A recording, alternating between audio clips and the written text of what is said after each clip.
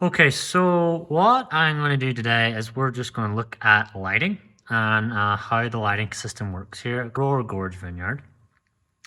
And the systems it takes to do that. So when you open up, you will have LightKey in the computer in front of you. And what you want to do is navigate to Royal Gorge Vineyard 2023 January. What this means is a saved file I created in January of 2023. This was Christmas 2022. That's the wrong name. And that's some lights way back from, when's that? August 18th? So since then, we've maybe added lights or changed the style, the layout, presets, whatever. This is what we want to go for. Now, instantly, when we boot up, you'll see from the video here that we have full lights on. And if I go, okay, I can't zoom that in. But anyway, we're rolling, and now the stage lights are moving, and you see the stage just got much brighter. So the stage lights, the stage wash coming in from up above is on. The back speed rail is on, the 4 of those, and then the uplighters are on, and the drum booth, overhead, and powers up against the skins are all on. So for you guys, it's real nice and simple. You don't gotta have to make the whole thing and go through all the addressing the way I had to for every light. But what happens here is you have a whole program in front of you that runs the lights. So this is perfect because what you can do, if you hit worship, you might not see it on the video, but the ambient light in the room changed up into the dome. The uplighters that are up above the rail up there, shining into the dome, they dim. So what that does is it's called a worship preset because lets everybody kind of concentrate on the screen better, on the lyrics better, less distractions because there's less light in the room. Now when I click that, it's a 2-second fade in and fade out, and you can see it on the screen where it gets brighter in these areas between P11 and P12.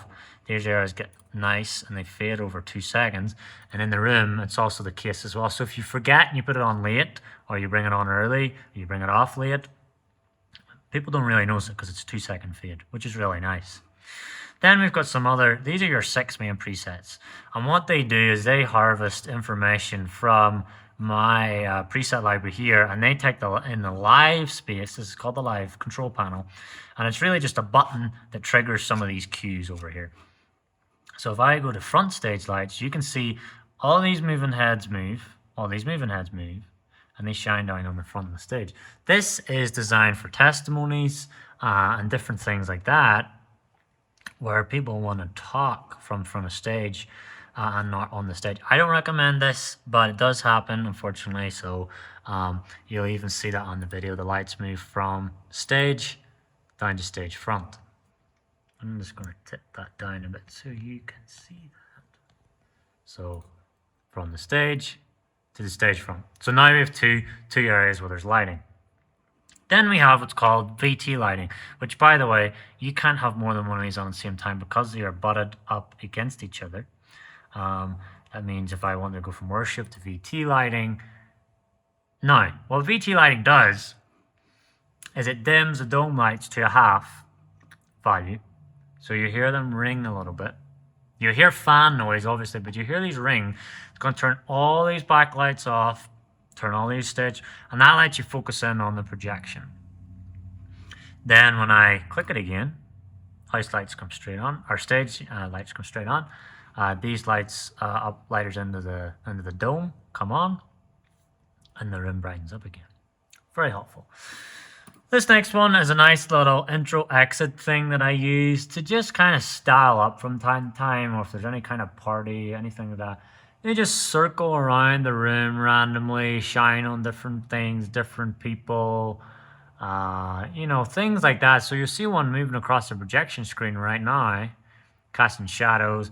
It's just kind of a cool thing to have because we have moving headlights, which is kind of awesome that we have those, and it allows us to move the lights around the stage. So, again, if I want to go front stage lights, bang, we have stage lights at the front of the stage. The only other way to do that would be to add a lot more lights up there, and because we don't have truss and space to do that, the moving heads are a great option. So then I have baptism preset, and this shines all the lights to the baptismal where the cross is right there. And you'll see how much that lights up on video. And the reason for that is when we do baptisms, there is light over there. And so the band can be in darkness. That's fine because remember, they're being backlit by these guys up here. And so the baptismal is being front lit.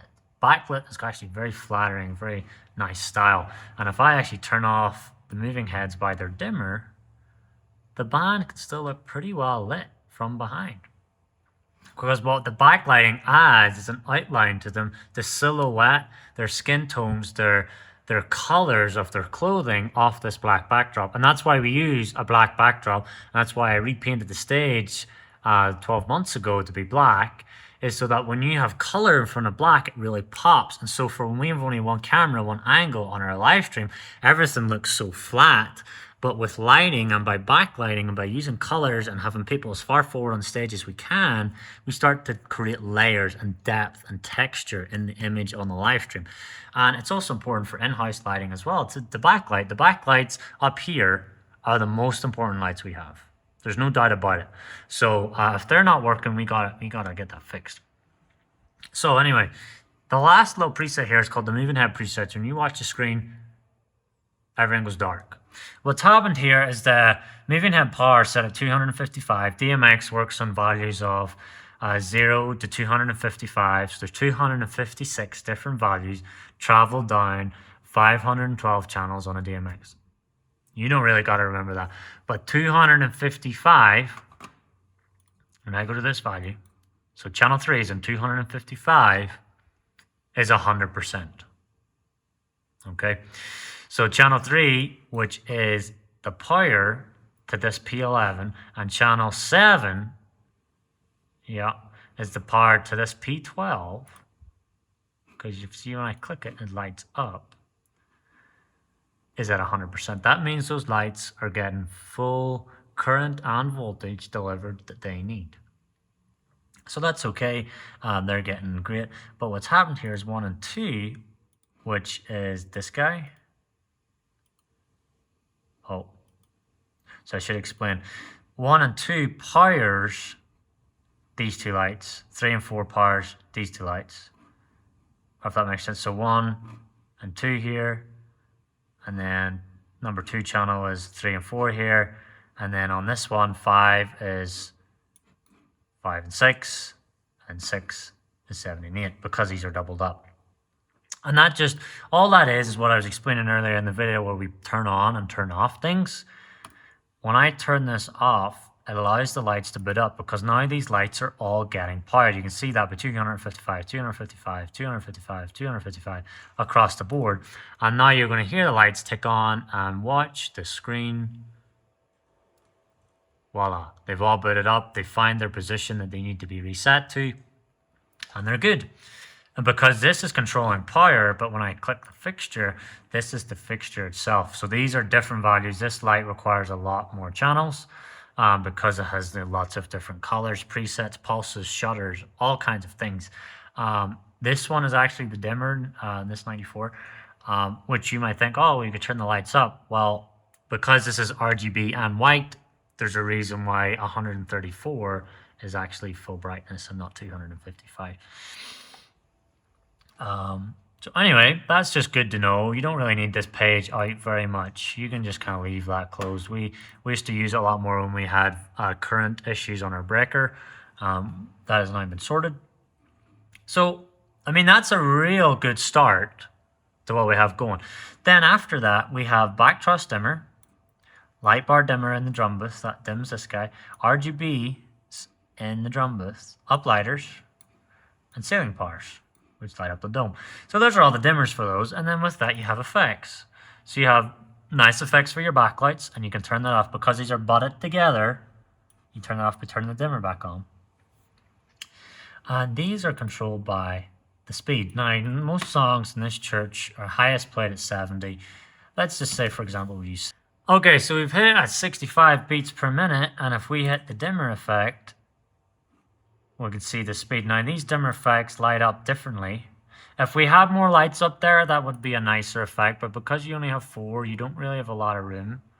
You might see it better if we do the uplighter dimmers. So those are kind of like randomly lighting up and not lighting up, and then this one kind of does a up and down thing with the dimmer. But this is based off this rate of 65. So if I do 165 and I hit enter, see how much faster they're moving on my screen and in the room. So that's something to be aware of, that these dimmers are all based off that time. So the best way to do that is when the band's playing, go click on the beats. So da da da da da da da da da. Okay, 55. To be honest, sometimes the band plays as slow as 55 here. So it's just something to be aware of. If we were doing this more professionally, we would have in the drum cage, we'd have somebody enabled them live. Enabled them live would send out a MIDI signal, and they would give me a beats per minute live into LightKey, which is really nice, but we don't have that. So anyway, we have the live space, and what we can also do is change the colors of things. By default, these are the colors that will load in every time we restart the program. These are yellow, but they're actually white in the room. And you'll see that from the camera. These will always load in as blue, but we can change these to be light blue. So between songs, we could change the color to be pink, yellow, white. Some colors are better quality than others. Red, cyan, green. Dark blue looks the most solid. But that might get tiring. And during worship, you can play around with that. Same with the RGB powers in the drum booth. They also have a dimmer effect, of which you will see they kind of change in there. Now, because again, they don't get long enough to light up to adjust to their correct colors, it doesn't really work. So I like to just leave them on white, because white in there actually looks orange in the room, which kind of, I think, complements each other. Orange and white, the kind of Broncos colors. It's that teal and orange style. So that works for me. This light yellow, I mean, you can change the backlights to be red, turquoise, but what I do is have them complement what's on the floor. Not that they need to match, but that they complement one another. So something like yellow and blue up top, it looks different, you know. We can try it. Have them complement each other. So that's what I would do with your lighting. And, you know, I have all the presets over here. I have done all the addressing here. If you need to do that, look that up on YouTube, how to do that. This is LightKey. It's a very universal system used by a lot of churches and actual professional secular environments as well. You know, it really is a great system. So anyway, this is a great program. I've shown you a little quick tutorial on how it works. And this is our lighting system. So I look forward to seeing you in the next episode. On our AV at Royal Gorge Vineyard.